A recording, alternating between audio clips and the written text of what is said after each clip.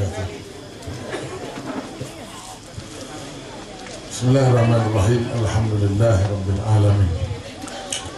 Wassalatu wassalamu ala asyrafil anbiya'i wal mursalin wa ala alihi wa ashabihi rasulillahi ajma'in.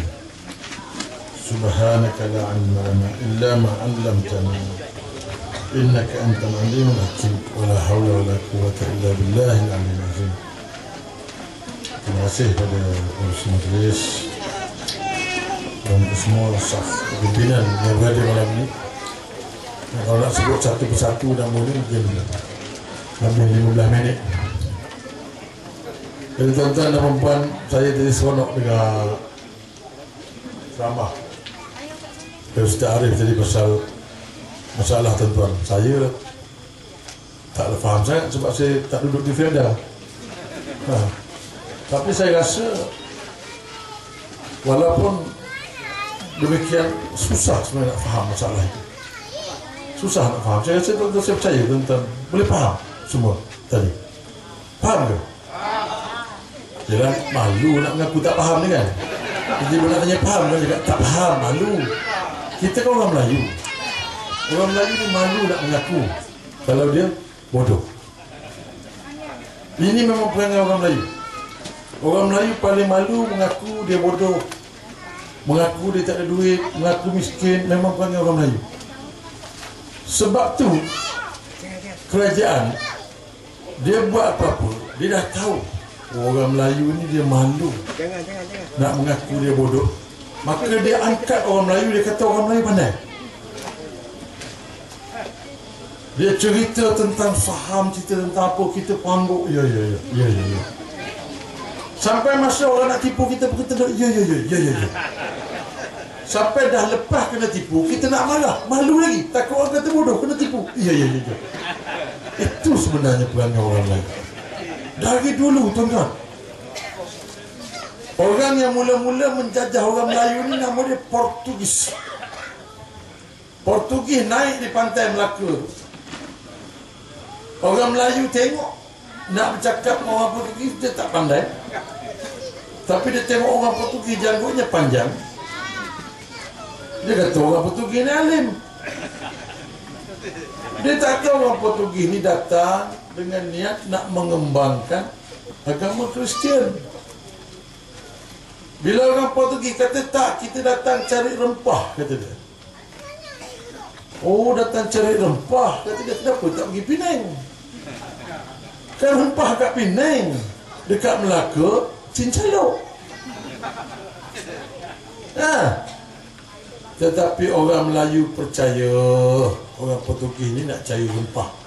Akhirnya bila percaya, larilah Sultan Mahmud, ditembak oleh Alfonso di Albuquerque daripada tengah-tengah laut.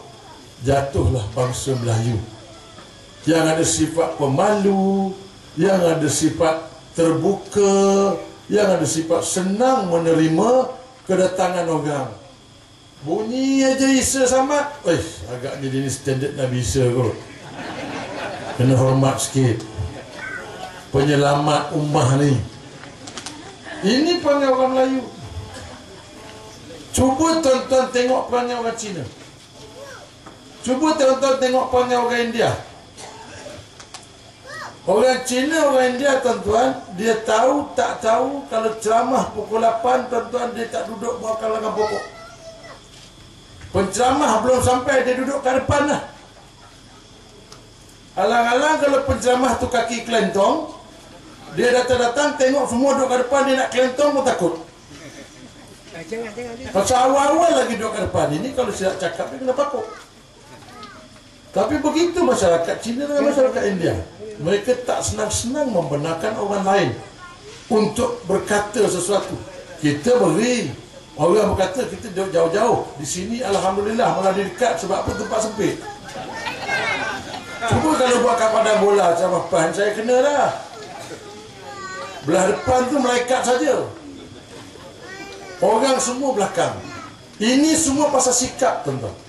Ini semua pasal sikap. Orang Melayu ni dia terkenal dengan dua benda. Pernah dibuat kajian, orang Melayu terkenal dengan amok. Orang Melayu terkenal dengan latah. Latah ada cocok pinggang tu, melatah panjang tu. Itu latah. Orang Melayu pernah dia buat satu PhD membuat kajian bahawa latah ni berada pada sebahagian besar orang Melayu. Hampir kata seluruh alam dunia ni orang Melayu latah. Satu lagi perangai amok. Amok ni mengamuk. Mengamuk ni daripada zaman Hang Tuah lagi kita dengar cerita orang mengamuk. Orang mengamuk. Nasib baik ada 5 bersaudara.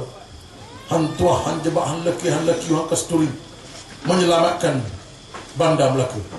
Dari dulu lagi orang mengamuk. Sampai sekarang orang mengamuk. Tonton tengok. Latah ini berlaku bila dia kena cocok, atau dia geletik, atau dia terkejut.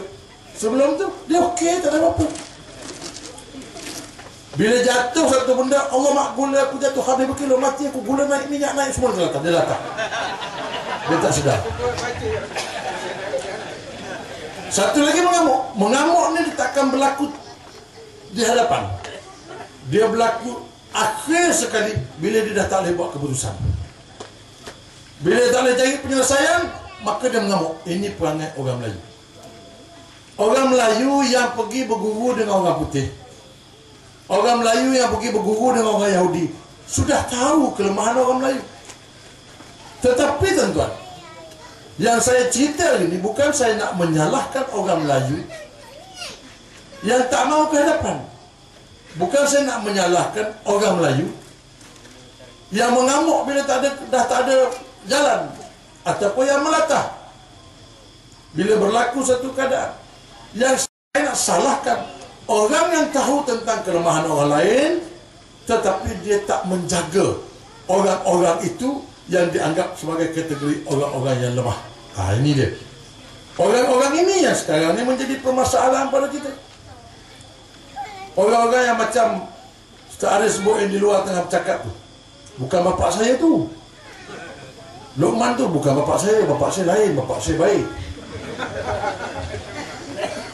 Kat luar Luqman Adam tu ingat bapak saya, bukan. Orang tu bercakap berdegar-degar tuan-tuan. Cuba tuan-tuan pergi cek, dia datang naik Honda Cup ke? Ke dia datang naik Proton Wajah tuan-tuan? Cuba kita tengok. Tuan-tuan tadi saya lalu, saya tengok pentas pun saya terkejut dah. Dah macam Barack Obama nak datang kampung ni. Dia letak sofa. Ni meja kita, ni meja tahun berapa tu ni? Tika ni mana punya surau, ambil pinjam sekejap. Ala kadar je tuan nak sampaikan maklumat. Dia orang tu tuan-tuan boleh menunjukkan tuan-tuan nilai begitu saja. Nilai begitu. Mereka orang yang berkuasa, orang yang bijak, orang yang ada duit, tetapi memandang tuan-tuan sebagai orang lemah yang boleh dibuli.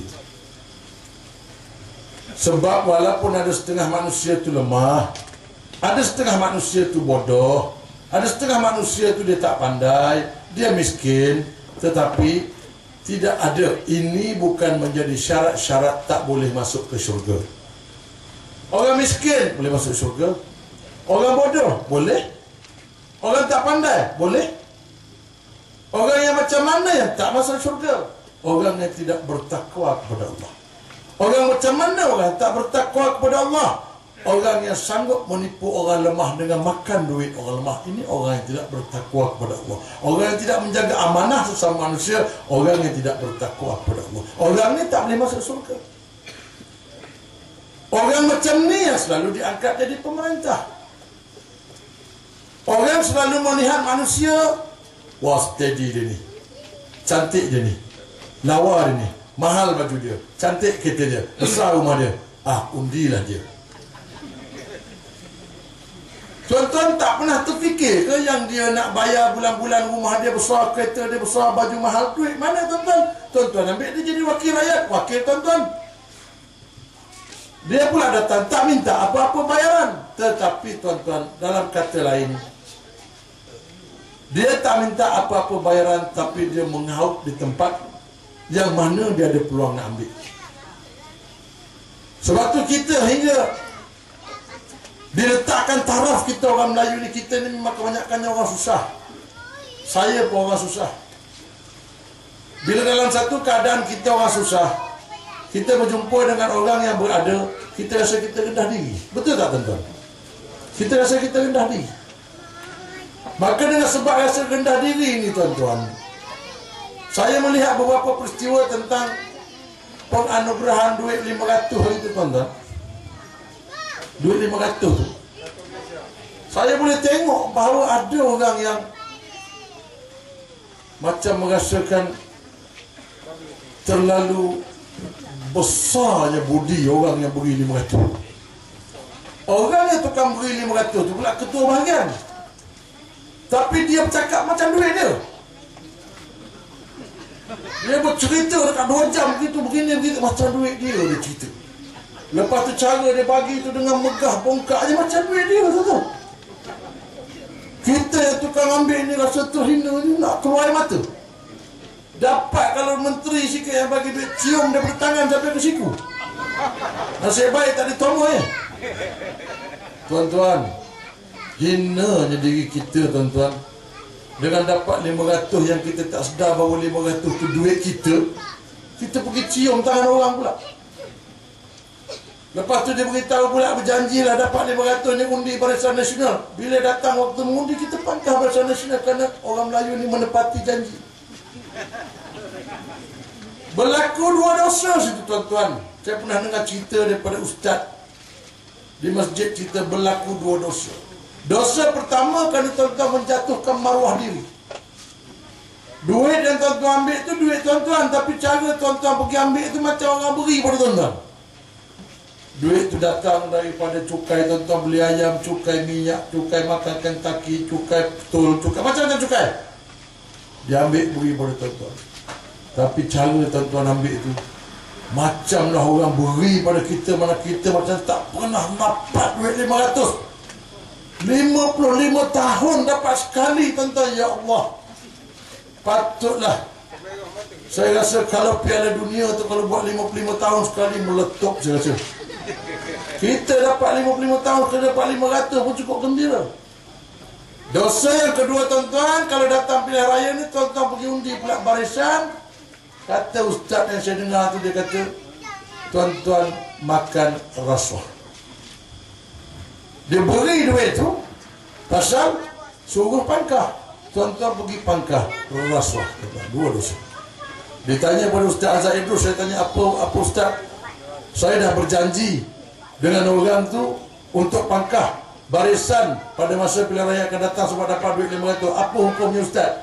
Ustaz Azhar kata berdosa lah. Kau pergi kau makan duit tu, lepas tu kau pangkah pula perkara yang batil, dapat rasuah satu, dosa atas rasuah satu, dosa pangkah satu, kata Ustaz Azhar. 2 juga kat situ. Jadi tuan-tuan, inilah sebenarnya yang kita tengok keadaan hari ini adalah kerana manusia telah dikekang standard kehidupannya. Manusia hari ini tidak diberi peluang untuk merasa besarnya dia. Tidak diberi peluang untuk merasa hebatnya dia. Manusia sesama manusia ini, manusia meletakkan manusia-manusia itu menjadi rendah di atas sebab ada harta benda, ada material, ada pelajaran, ada kemuliaan. Perkara ini sebenarnya telah lama dibuat oleh sekelompok manusia yang nama dia Yahudi. Nama dia Yahudi. Tuan-tuan, orang Melayu hari ini yang tak pas SPM, kadang-kadang dia rasa dia terlalu hina. Pasal masyarakat meletakkan bahawa pencarian ilmu itu adalah satu cara untuk mencapai kedudukan dalam hidup. Orang Cina belajar bersungguh-sungguh, orang Melayu belajar bersungguh-sungguh, orang India belajar bersungguh-sungguh. Bila pressure sampai SPM, orang India pas, orang Cina pas, orang Melayu tak pas. Jadi malu orang Melayu. Masa kecil diajar cari ilmu, cari belajar pandai-pandai. Kalau tidak besar nanti gelap masa depan. Besar nanti tak boleh jadi doktor, besar nanti tak boleh jadi lawyer. Nabi kata belajar mencari ilmu selain dari kerana Allah tak bau surga, Nabi kata. Tak bau surga ni tuan-tuan bukan masuk surga tapi selsema. Maknanya lalu dekat surga pun tidak. Kalau dah tak bau tu tak masuk dan tak lalu pun dekat surga. Kerana niat cari ilmu untuk mencari kedudukan dalam masyarakat, tak kira lah. Pergi belajar agama tinggi-tinggi balik sebab nak jadi qadi. Sama lah juga.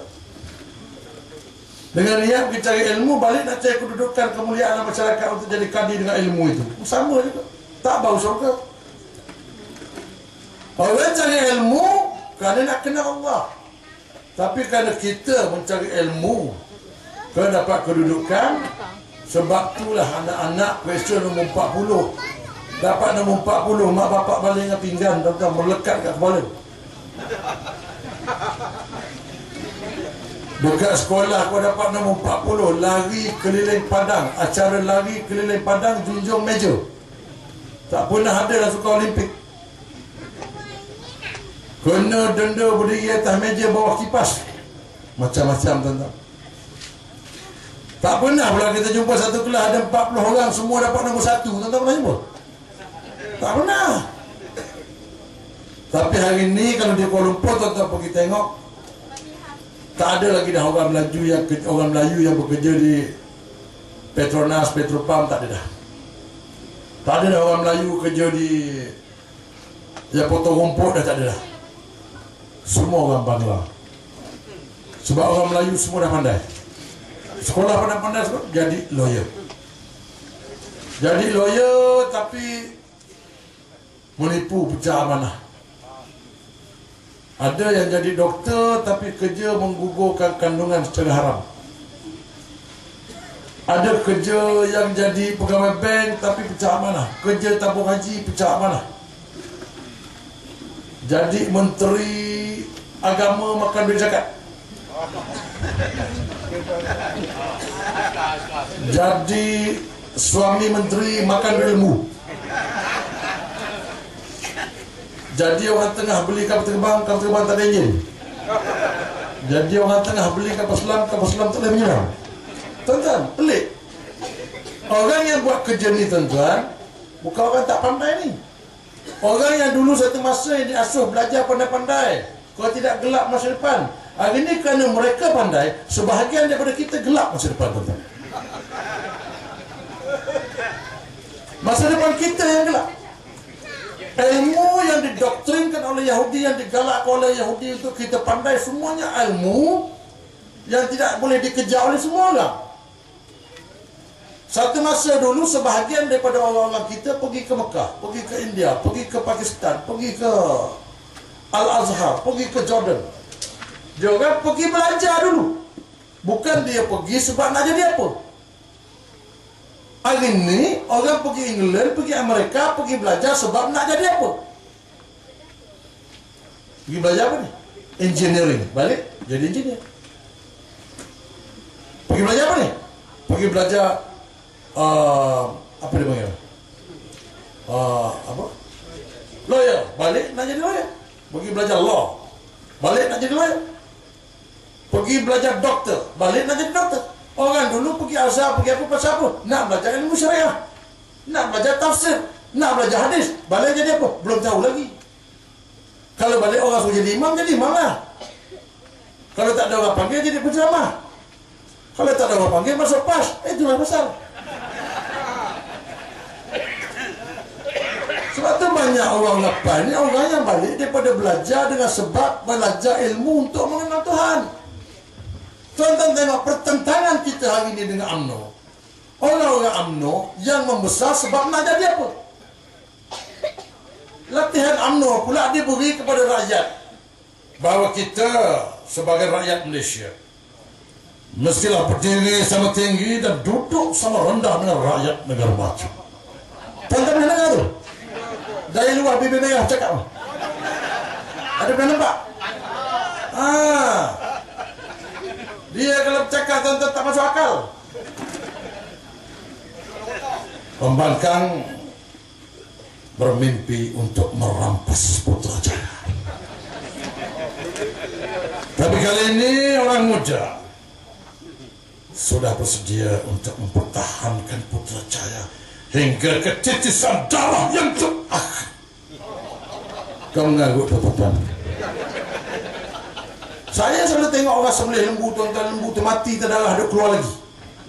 Ini mana datang nak bertahan sampai titisan darah yang terakhir? Saya tengok Bibi Merah ni bercakap zaman dia jadi ketua pemuda UMNO ni, tuan. Dekat stadium TPCA Kuala Lumpur, nak bunuh Cina. Nak bunuh Cina itu jangan mengamuk bawa. Kita akan bunuh Cina. Yang belakang tukang tarik. Macam ni. Kita tengok dia ni macam wayang kulit dah. Ya kawan ni lagi kono sebab polis nak tangkap. Oh dia pula cakap, jaga orang Cina jangan bermain-main dengan orang Melayu. Itu zaman dia. Lepas dia Isyamuddin pula. Nak bunuh Cina juga. Angkat keris. La ilaha illallah. Ciumnya keris tu. Nak bunuh Cina. La ilaha illallah. Apa kena ni? Tiba-tiba dia jadi Perdana Menteri. Satu Malaysia pula tahu pasal. La ilaha illallah. Nak kata dia tak pandai, dia memang bodoh. Susah nak cakap tu. Ini orang yang telah menipu kita, tuan-tuan. Orang UMNO ada kehendak. Tertubuhnya UMNO pasal apa, tuan-tuan? Dalam pertubuhan, kalau ada sesuatu parti, sesuatu persatuan, sesuatu pertubuhan, sesuatu apa saja yang ditubuhkan bukan kerana Allah, itu bukan persatuan yang wajib tuan-tuan sertai.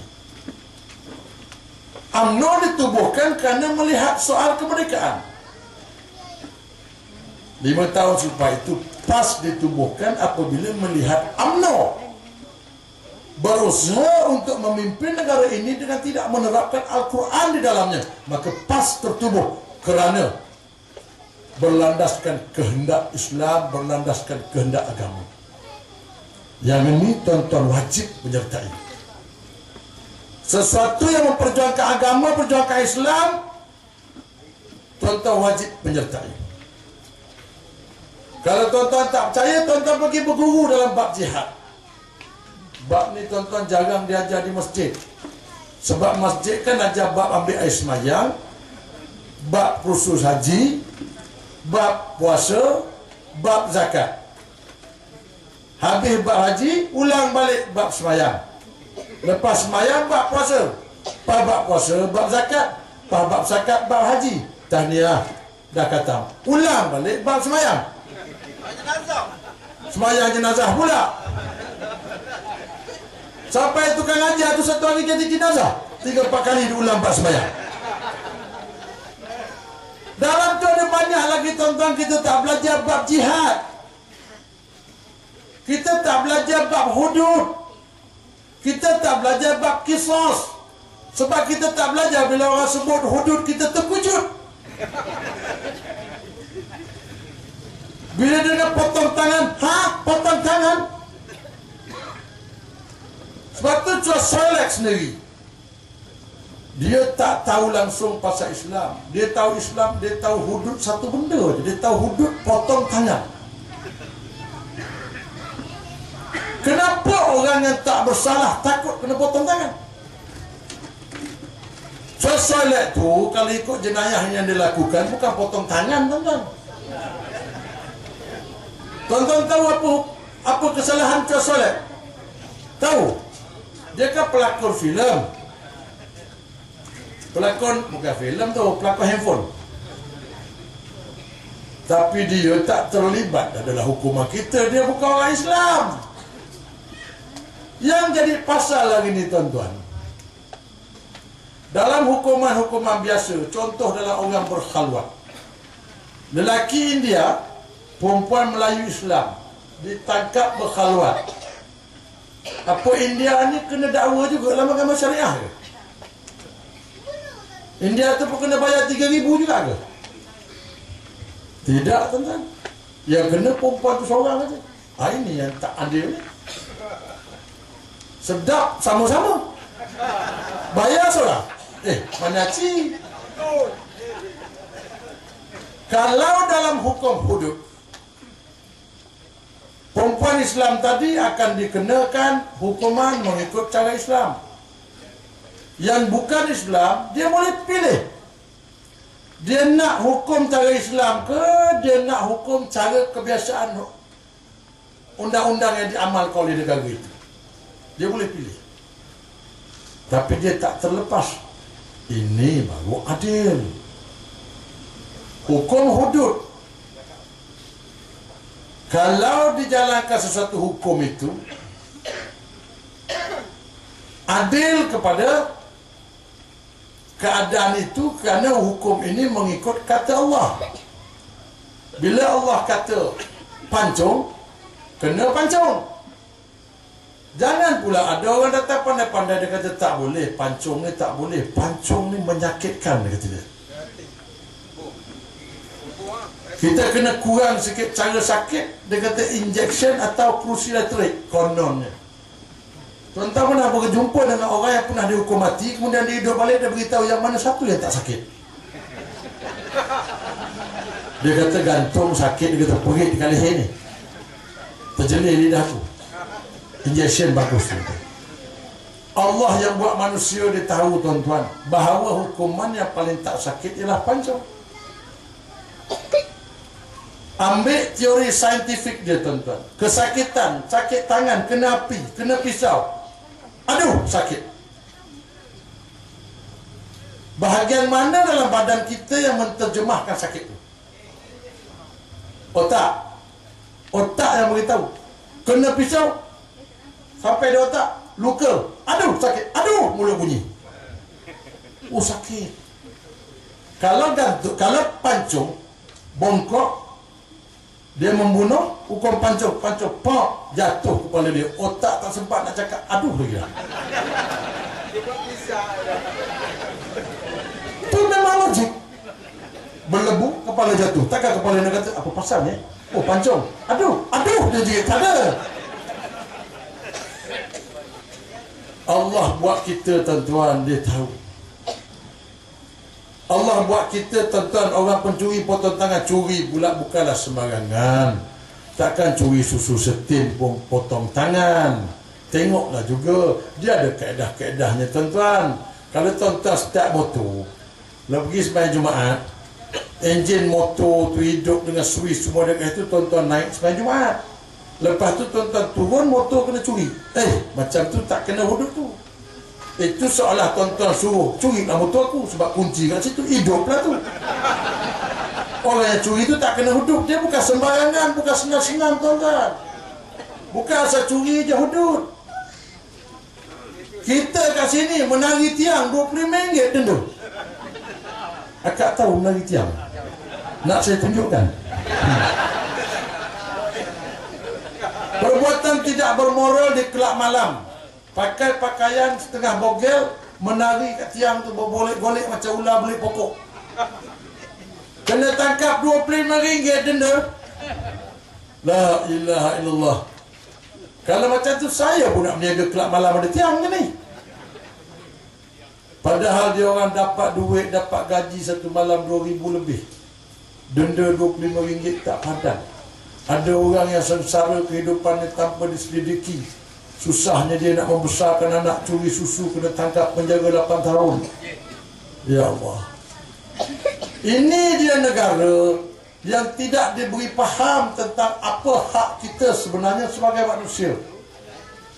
Sedangkan kita ni orang Melayu telah diberi faham bahawa manusia bila kau berumur 4 bulan, duduk dalam perut mak, makan, minum, kencing, berak, hidup, mati, kahwin dengan siapa, sokong parti apa, pangkah apa, semua dah diberitahu dah masa duduk 4 bulan dalam perut.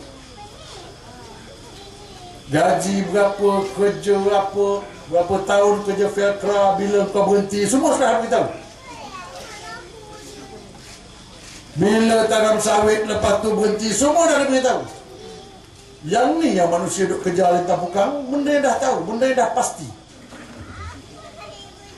Atailah kata manusia ni bodoh, dia kejar benda yang dah pasti, yang sudah ditentukan semasa 4 bulan dia dalam kandungan, yang itulah dia kejar lintah bukang.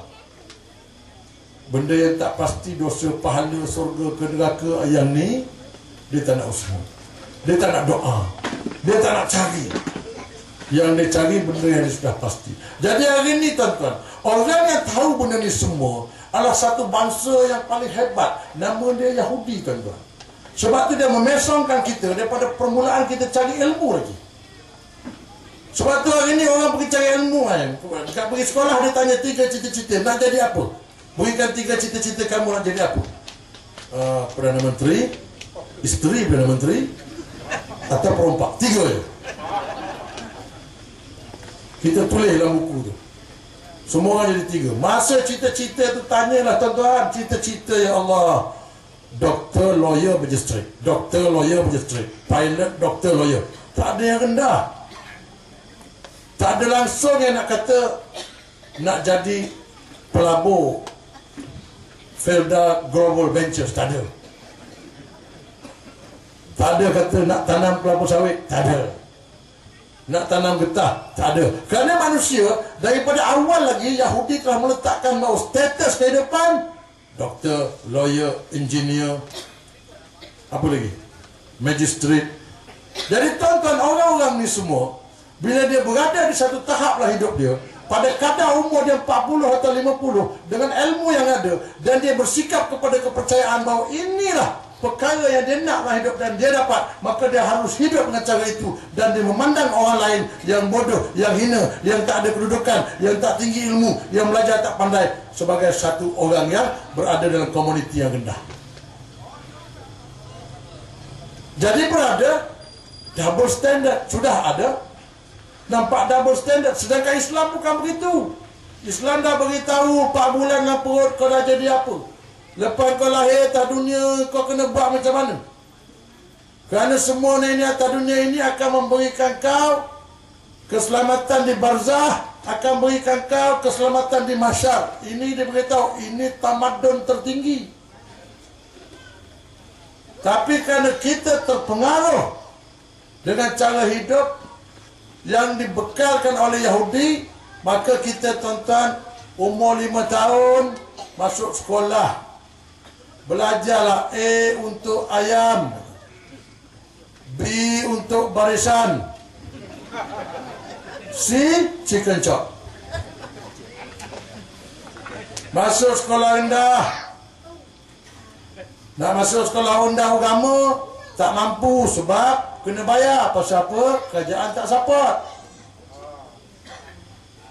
Jadi sekolah agama jadi sampingan. Pagi pergi sekolah kebangsaan, petang pergilah sekolah samping hijau ke sekolah samping warna pink ke merah jambu tu ke. Nak isi masa.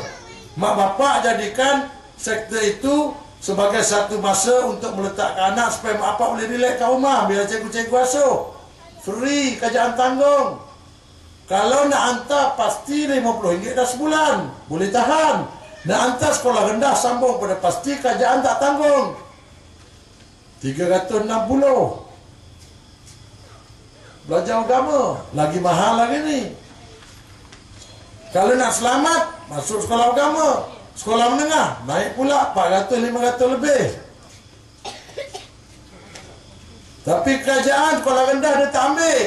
Dia bagi percuma. Setahun bayarlah beberapa puluh ringgit yuran. Sekolah menengah gitu juga, buku bagi free. Universiti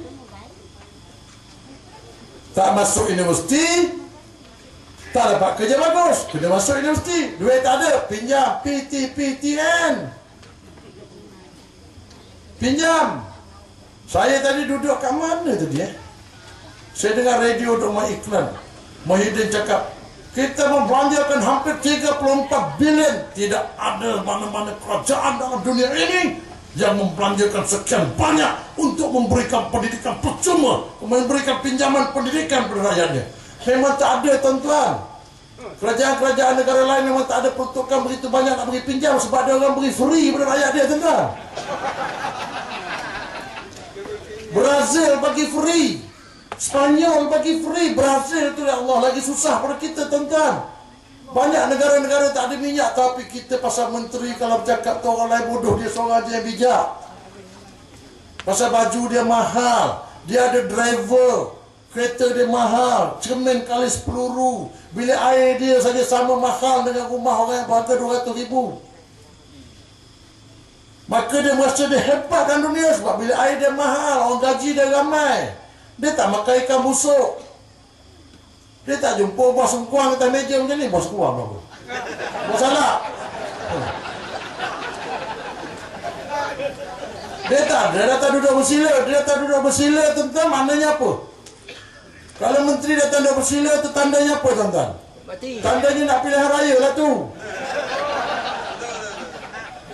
Kalau Najib sampai ke jengkel, mana pilihan raya nak bermula lah tu. Ini tuan-tuan boleh tengok orang yang bercakap pada manusia lain dan dia rasa orang bodoh sangat, tuan-tuan.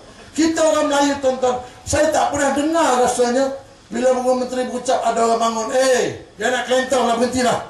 Ada kita boleh buat macam tu? Buat sekali, tuan-tuan. Saya hasuh, tuan-tuan, buat. Benda ni saya dah buat kat sekolah saya dulu, tuan-tuan. Guru besar berucap, saya bangun, cikgu saya kelentong, cikgu cakap senang, 3 bulan saya kena kantong.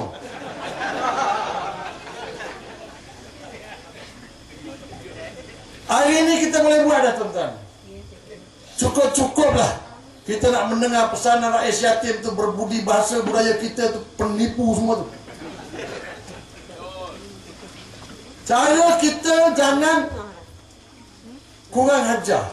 Cara kita membuat sesuatu dengan tujuan nak mengajar.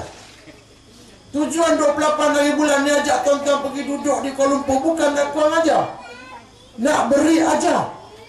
Kadang-kadang manusia kalau kita duduk, dia ingat dia yang mengajar, dia ingat kita yang belajar. Sebab tu masa dia duduk ceramah, kita kena bangun, kena cakap pada dia, engkau kena lebih belajar. Apa yang kau cakap, aku dah tahu. Kau mari duduk depan aku ajar kau macam nak jadi menteri. Sebab aku semua rakyat ni yang pilih menteri, bukan kau orang menteri yang pilih rakyat. Dan hari ni orang-orang UMNO kata kita semua buat macam-macam celah pokok lah apa semua. Dia kata gila kuasa, kata dia. Gila kuasa. Ini mau ingat juga, tuan-tuan, bila kita sudah tersepit dengan sejenis orang yang buat kita susah, kita bukan gila kuasa, kita nak ambil kuasa daripada orang gila. Ini kena faham. Ini perbezaan yang sangat besar. Bukan saya berdiri di sini sebab nak jadi pemimpin, tidak. Tapi saya nak berjuang bagi pihak pemimpin saya. Akak-akak tu UMNO ke? Nak balik tu? Ngantuk ya? Okey. Boleh lebih. Okey, saya ingat kau agak UMNO kutuk sikit dan nak balik. Sabarlah, kadang-kadang agak UMNO kutuk pelah kita relax, kan? Siapa tak berkat gua boleh? Selamat kan? Elok jalan.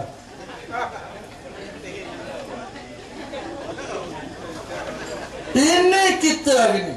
Kita kena berubah sikit.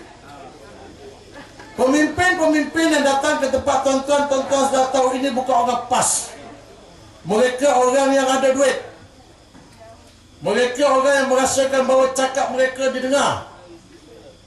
Tuan-tuan, semasa kita jadi anak, dalam keadaan dosa yang diletakkan pada kita, kalau kita menderhaka pada bapa pun kita sanggup melawan kadang-kadang. Tapi di atas sebab-sebab sebagai kerana kita menjadi rakyat yang diletakkan pada kita, takut tak boleh makan, takut tak dapat gaji, takut tak boleh itu, takut tak dapat 500, takut macam-macam. Takkan dengan seorang pemimpin yang bercakap tak betul, yang nak menipu rakyat, tuan-tuan boleh duduk diam. Melawan bapa berdosa pun kita lawan bapa kita. Tapi kalau pemimpin ni, tuan-tuan, ada ruang-ruangnya yang kita boleh melawan dia balik. Walaupun ayat mengatakan pada kita ati Allah wa ati Rasul wa ulil amri minkum, taatlah kamu pada Allah, pada Rasul dan pada pemimpin kamu. Ini orang yang tangkap saya itu dia cakap itu. Daripada jabatan apa? Jabatan Islam, agama Islam Selangor, Jais tangkap saya. Saya datang ni atas arahan Sultan, dia kata. Huish, kami main kan? Kamu telah melanggar ayat ati Allah wa ati Rasul wa ulil amri minkum. Tahu ke? Saya kata tak berapa tahu. Dia kata taat kamu pada Allah, pada Rasul dan pada pemimpin. Kata. Saya kata saya taat. Habis itu Pemimpin kata tak boleh beri kuliah dalam masjid sebab tak ada tauliah. Kenapa kau buat? Saya cakap, sebab saya ikut pemimpin. Pemimpin mana? Dia kata. Pemimpin PAS. Dia kata. Saya kata, taatlah kamu pada Allah, kepada Rasul, dan kepada pemimpin yang taat kepada Allah, kepada Rasul, dan kepada pemimpin yang taat kepada Allah, kepada Rasul. Itu ayat dia pusing ke situ, tuan-tuan. Kalau taat kepada Allah, kepada Rasul, dan kepada pemimpin, taat kepada Allah, tak pemimpin, tak boleh taat pemimpin tu. Ayat tu dia berpusing ke situ. Jadi saya cakap pada tadi ni tadi, pemimpin PAS tu yang taat kepada Allah, dia suruh saya jalan berdakwah, saya keluarlah berdakwah. Oh tak boleh, nak kena tangkap. Dia kata orang PAS ni 85% tak tahu baca Quran. Nampak? Dia kata orang PAS 85% tak tahu baca Quran. Mana 100 orang PAS, 85 orang tak sembahyang. Tak boleh baca Fatihah, tak baca Quran, tuan-tuan. Tuduhan dia. Saya tanya dia, habis Kadi ni kerja bahagian apa? Aku kerja Jabatan Agama. Habis dah tahu ada 85% tak kerja baca Quran, apa usah duduk dalam bilik ekor? Apa hukum seorang Kadi makan gaji tapi tak pergi betul kan orang yang tak tahu baca Quran? Apa hukum? Kan ajar aku. Alah, bukan ajar kau, memang haram juga. Kadi kena ajar. Itu sebenarnya keadaan dia, tuan-tuan. Dia orang ni rasa besar sebab dia disokong oleh kerajaan. Kerajaan rasa besar sebab dia disokong oleh Yahudi. Yahudi rasa besar sebab dia boleh menipu berapa banyak nabi dan membunuh berapa banyak nabi, tuan-tuan. Kita yang ada hari ini adalah orang yang merasa besar kerana Yahudi meletakkan cara hidup. Kerja ujung bulan dapat gaji. Kerja tua dapat pencen. Ish tak susah langsung. Hari ini pencen dulu 55. Sempat dah juga 5 tahun nak serviskan masjid. Ini naik 60. Allah, baru 2 hari dapat pencen, kembali ke rahmatullah. Tak sempat nak bertobat. Hari ini negara kita begitu terdesak sekali. Terdesak kerana dia takut kalah. Bila dia takut kalah, tuan-tuan, dia buat apa saja. Dia buat apa saja. Hari ini tuan-tuan kena fikir. Kalau dia beri tuan-tuan 500, lepas tu dia ada lagi nak beri macam-macam, apa saja dia nak beri untuk tujuan dia menang. Katakan kalau dia kalah, siapa yang menanggung kita? Tuan-tuan ni semua, bila dah undi, nanti ramai-ramai datang Putrajaya, dah terbiasa hidup dengan UMNO dah sekian lama, sampai kat Putrajaya, mana kita punya sikit? Kita undi juga ni, tak ada sikit ke? UMNO kan asal gitu.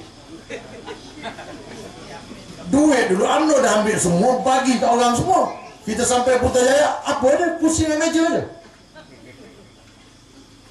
Kalau dia menang, itu kalau dia kalah, yang menanggung kesusahan pemerintah. Kita juga, tuan-tuan. Itu tak apa lagi. Tapi kalau dia menang, tuan-tuan.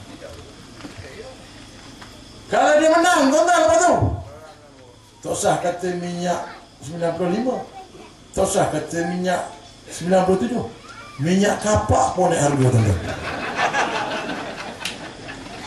Pasal ramai orang pening nak urut kepala ni. Sepatut sebotol RM1 jadi RM12, tuan-tuan. Minyak kelapa lagilah, tuan-tuan. Minyak urut lagilah, tuan-tuan. Ramai orang pening-pening langgar tiang, bomoh yang kaya. Segala jenis minyak akan naik harga, tuan-tuan. Segala jenis cukai akan dinaikkan. Yang hari itu sama ekor yang tak habis, terangkat balik ekor, tuan-tuan. Bila terangkat ekor lembu, tandanya apa, tuan-tuan? Berjurai-jurai, tarik jatuh, tuan-tuan. Gedebuk, tuan-tuan. Tarik tu kita lah, tuan-tuan. Tuan-tuan ingat, hari ini apa yang ditinggalkan? Dia orang ni, tuan-tuan. Orang yang beri pada tuan-tuan ni, secara pribadinya mereka ni bukan orang susah. Mereka ni ada setengah di antara mereka ada jet pribadi. Setengah di antara mereka ada kapal pribadi, tuan-tuan. Orang-orang kaya di Malaysia ni kebanyakan yang hidup dengan Barisan Nasional ni semua dah hebat-hebat. Kerana Malaysia ni bumi yang kaya. Saya ingat sekali Mahatma Gandhi pernah kata. Mahatma Gandhi ni kenal tak Mahatma Gandhi? Pernah dengar nama Mahatma Gandhi? Tok Wali Hindu dah tu. Zaman pemerintah India tu. Zaman perjuangan kemerdekaan India, Mahatma Gandhi ni lambang perjuangan kemerdekaan India. Dia kata apa dalam bahasa orang putih? Dia kata world is enough for every man's need. Dia kata world is never enough for every man's greed. Dia kata. Ini orang Hindu cakap. Dia kata apa, dunia ni cukup untuk keperluan semua orang, tapi dunia ni tak akan cukup untuk orang yang tamak. Dia kata itu benda yang dia kata. Tok Wali Hindu boleh cakap macam tu, tuan-tuan. Kita ni hari ni kau nak kira semua orang cukup dalam Malaysia ni. Nak apa pun semua cukup. Tetapi tuan-tuan, ada satu tempat saya pergi petang tadi, apa nama? Tempat apa tu? Hai siapa apa? Matau. Matau. Dah berapa tahun tak ada api, tuan-tuan? Tak ada apa? Air.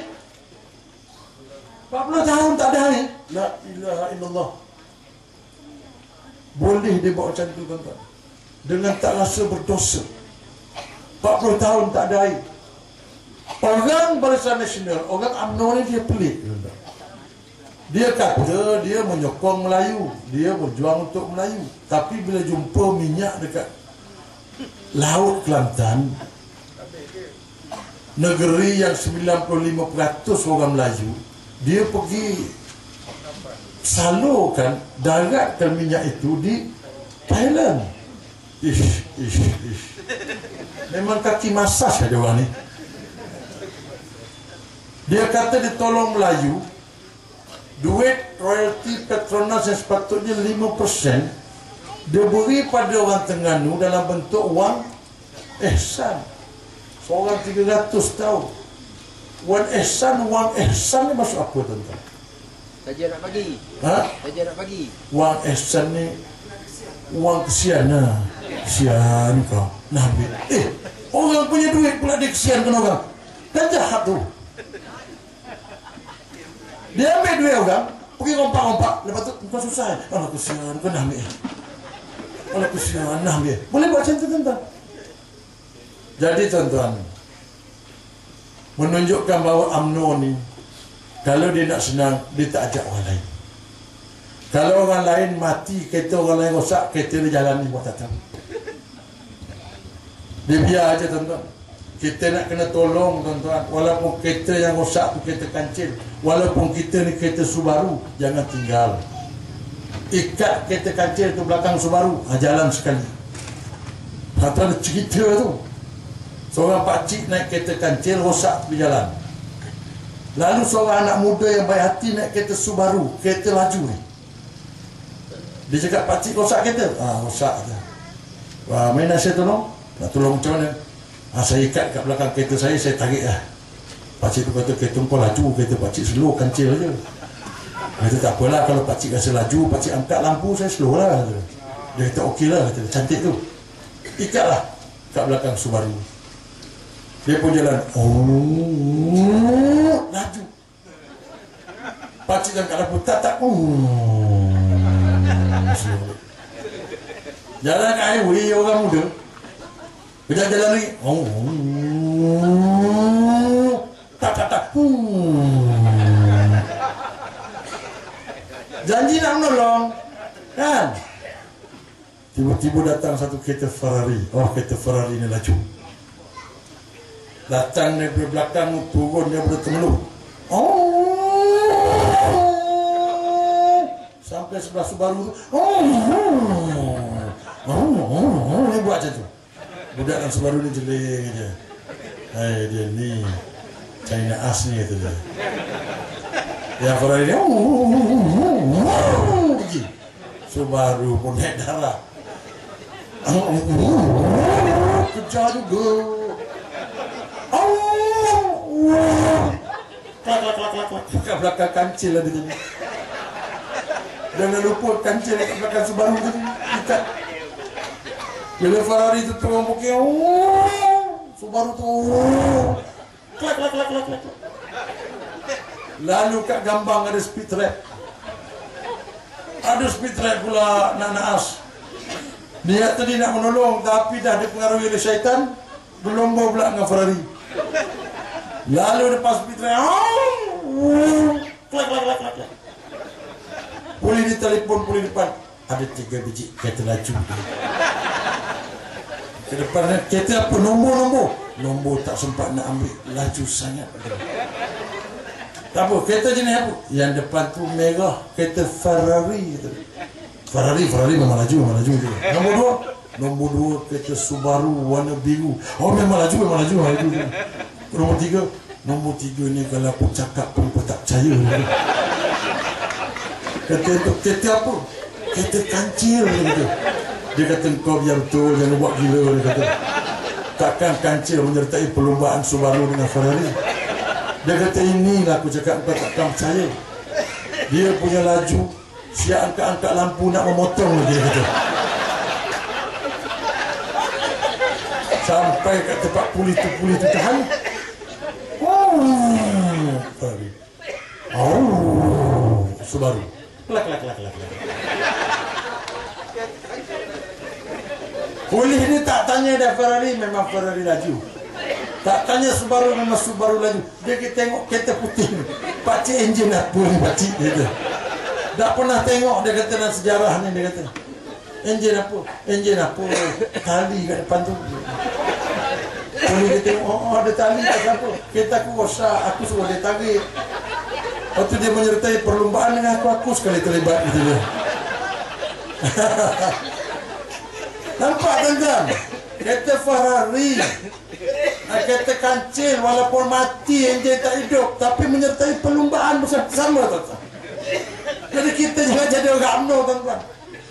Ada di antara orang kita yang enjinnya dah mati, tarik sekali tuan-tuan. Biar dia angkat lampu mencacak belakang, laju. Sama macam kita juga. Jangan biarkan dia tertinggal di belakang. Jangan. Sebab kereta Ferrari yang laju tadi warna apa tuan-tuan? Warna merah. Warna merah tu UMNO tuan-tuan. Kita kena kejar tuan-tuan. Jadi kita kena sama-sama lah tuan-tuan. Mengingati antara satu sama lain. Supaya apa? Supaya kita ni tidak dipanggil sebagai orang yang mementingkan diri sendiri. Supaya kita ni tidak terlepas daripada apa yang disebut oleh Allah, wa takum minkum ummatun yad'una ilal khair wa ya'muruna bil ma'ruf wa yanhauna 'anil munkar. Hendaklah ada sebahagian daripada kamu yang menyeru kepada kebaikan, menyuruh orang buat baik, mencegah kemungkaran. Sebahagian ni sepatutnya kerajaan sebenarnya. Satu masa dulu dalam pemerintahan zaman kegemilangan Islam, bila banyak kerajaan-kerajaan Islam yang menjaga negara berfungsi dengan baik, dia menjaga solat rakyatnya, dia menjaga zakat rakyatnya, dia menyuruh rakyatnya buat baik, dia mencegah rakyatnya buat mungkar. Di kala itu tuan-tuan tengok ramai ahli-ahli abid yang ada. Masalah negara tak ada. Jadi dia orang banyak peluang untuk beribadat, banyak peluang untuk berzikir, banyak peluang untuk bertarikat, banyak peluang untuk mendekatkan diri pada Allah, kerana masalah negara selesai. Hari ini tuan-tuan, Malaysia sebenarnya tuan-tuan tengok jalan raya ada, lampu ada, salur kumbahan ada, kelapa sawit ada, pokok semua ada, tapi negara ini dalam bahaya. Pasal kerajaan ini tidak berfungsi atas 4 benda tu tadi. Dia tak jaga solat rakyat, dia tak jaga zakat untuk rakyat, dia tak menyuruh rakyat dia buat baik, dia dah tak cegah rakyat dia buat kemungkaran. Maka kalau dalam keadaan itu, dia menjadi kewajipan kepada seluruh umat Islam untuk mengambil alih pemerintahan itu.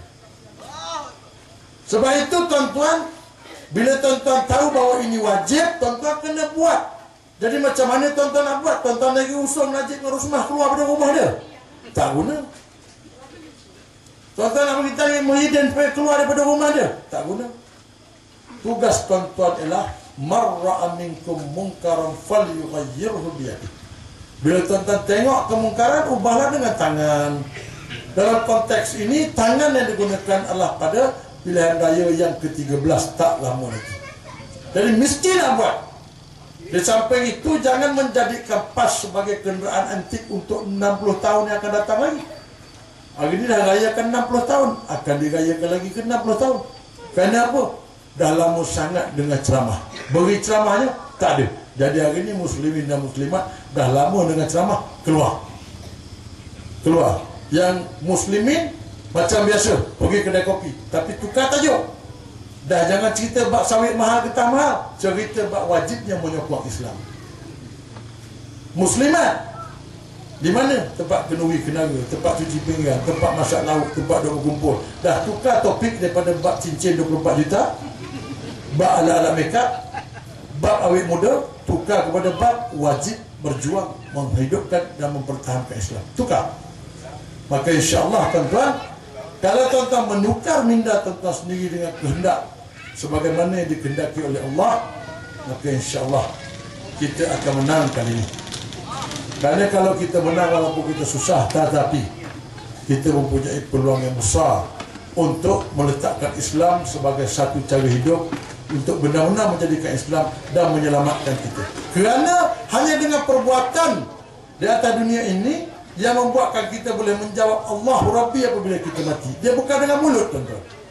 Dia dengan perbuatan. Sebab tu bila kita mati, ditanya tangan kita, ditanya kaki kita. Jadi tuan-tuan, hari ini masa untuk kita berubah.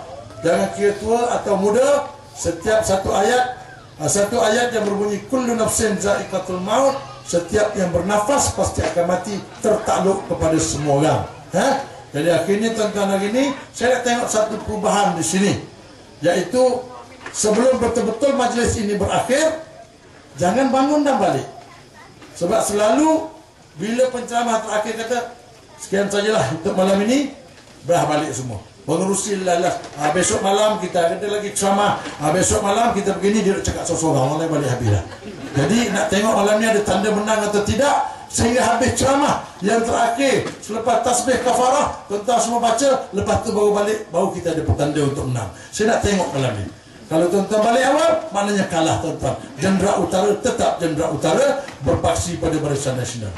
Jadi hari ini sebagai satu perubahan baru, Luqman Adam di sana, Bok Luqman di sini, kita cari cara kemenangan. Baik tuan-tuan, sebelum saya menutup, saya nak minta satu takbir kuat punya.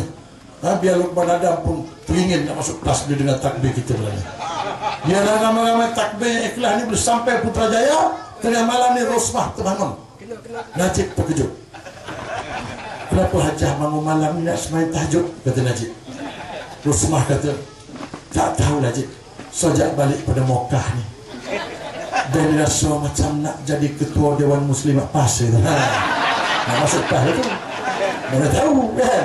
InsyaAllah. Jadi kita takbir satu ikhlas kuat supaya orang yang tidak bersama dengan Islam sama-sama masuk meminati Islam dan sama-sama berjuang untuk agama Allah dengan kita insyaAllah. Bismillahirrahmanirrahim. Takbir. Wah, sedap. Lega rasanya. Wabillahi taufiq wal hidayah. Wassalamualaikum warahmatullahi taala wabarakatuh. Siru ala barakatillah. Kita tengok menang atau kalah.